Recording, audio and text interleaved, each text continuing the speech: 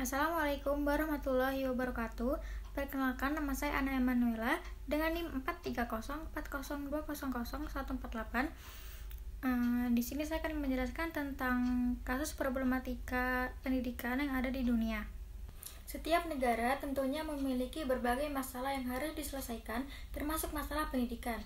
Pendidikan merupakan bagian terpenting dari suatu negara karena untuk dapat hidup layak dan memiliki pendapatan yang baik, masyarakat suatu negara membutuhkan kualitas pendidikan yang baik juga dan juga melatih keterampilan. Keterampilan tersebut bukan hanya didapat dari pendidikan formal saja. Pendidikan non formal juga berfungsi untuk melatih keterampilan yang sangat membantu seseorang mendapatkan pendapatan yang lebih baik. Meski begitu penting, banyak orang seringkali menghadapi masalah ketika ingin menempuh pendidikan. Pada kesempatan kali ini, saya akan menjelaskan tentang masalah pendidikan yang perlu diperbaiki agar anak-anak bisa mendapatkan masa depan yang lebih baik.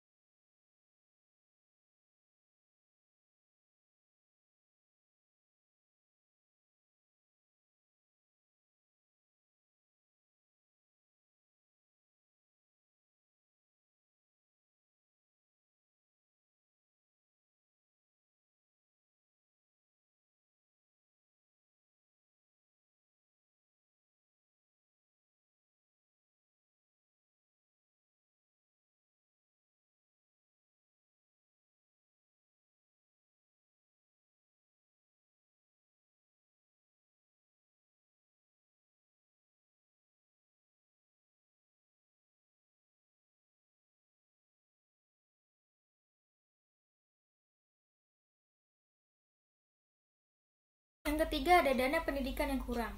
Dari berbagai masalah yang diungkap di atas, maka harus ada solusi bagaimana agar pendidikan dapat berjalan dengan baik, terjangkau oleh masyarakat, dan tetap sebanding dengan mutu pendidikan yang diperoleh oleh masyarakat. Karena hak mendapatkan fasilitas biaya pendidikan murah merupakan hak masyarakat sebagai pembayar pajak. Pertama, diperlukan kejujuran dan rencana strategis dari jajaran birokrasi pendidikan untuk mengimplementasikan anggaran pendidikan pada program pembiayaan pendidikan gratis atau murah bagi masyarakat. Kedua, dalam sekolah atau dunia pendidikan harus dibersihkan dari berbagai biaya pungutan seperti biaya LKS, biaya seragam, biaya uang gedung, biaya ekstrakurikuler, dan lain-lain. Oleh karena itu, harusnya program pemberantasan korupsi harus bisa menyentuh dunia pendidikan, terutama di sekolah-sekolah. Yang ketiga, kebijakan dari bidang pendidikan yang menyepakati program kapasitasi pendidikan harus diberhentikan atau dihapus.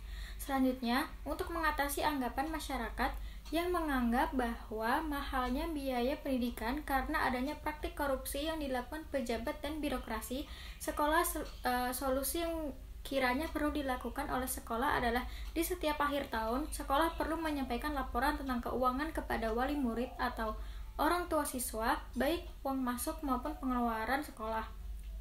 Dalam penyampaian laporan, perlu disertai bukti atau kwitansi yang jelas atau sah, sehingga wali murid atau orang tua siswa dapat percaya bahwa tidak ada penyelewengan dana. Yang keempat, kekurangan bahan belajar.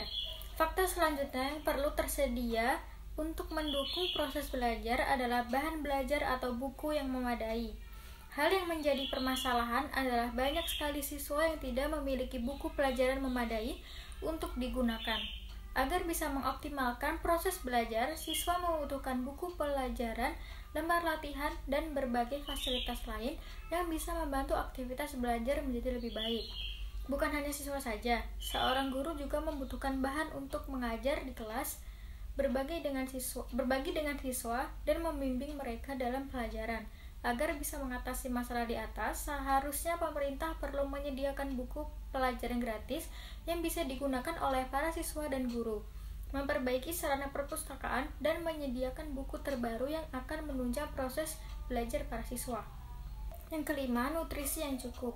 Kelaparan dan nutrisi yang didapatkan oleh anak sangat berpengaruh terhadap kognitif dan konsentrasi anak-anak di sekolah. Hal ini juga menjadi kendala pendidikan utama di dunia.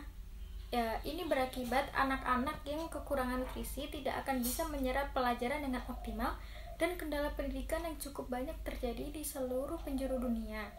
Nutrisi yang baik merupakan salah satu persiapan penting yang perlu dipersiapkan agar anak-anak bisa menyerap pelajaran dengan baik, optimal, dan tidak lagi menjadi kendala pendidikan di dunia. 6. Masalah biaya pendidikan. Kemiskinan dan biaya pendidikan yang mahal juga merupakan kendala pendidikan utama di dunia. Kendala pendidikan seperti ini membuat tidak semua orang bisa merasakan manfaat pendidikan untuk kehidupan yang lebih baik. Kendala pendidikan ini banyak terjadi di negara berkembang, salah satunya adalah Indonesia. Mulai menghapuskan biaya sekolah agar semakin banyak anak-anak yang bisa mendapatkan akses pendidikan.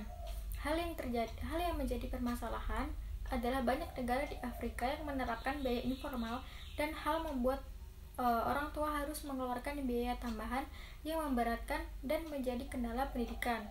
Misalnya seragam, buku pelajaran, pelajaran tambahan, biaya ujian yang mendukung bangunan sekolah. Tidak hanya di Afrika saja yang memiliki kendala tersebut. Kendala pendidikan seperti di atas juga masih sangat banyak ditemukan sekolah-sekolah yang ada di Indonesia. Hal yang semakin memberatkan adalah pemerintah Indonesia hanya memberikan pendidikan gratis untuk warga negaranya hanya sampai tingkat SMA.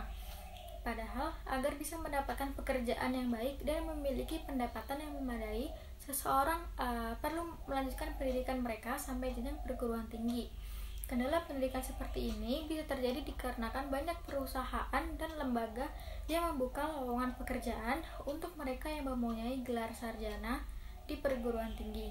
Penjelasan yang saya sampaikan di atas sebenarnya bermanfaat untuk membuka pikiran kalian bahwa pendidikan merupakan hal dasar yang sangat penting untuk dimiliki oleh semua anak. Tanpa pendidikan yang layak, seseorang tidak akan memiliki keterampilan yang memadai untuk bisa bersaing di dunia kerja atau mengembangkan usaha di masa depan. Semoga penjelasan di atas bisa menginspirasi kita semua. Sekian dari saya, kurang lebihnya mohon maaf. Wassalamualaikum warahmatullahi wabarakatuh.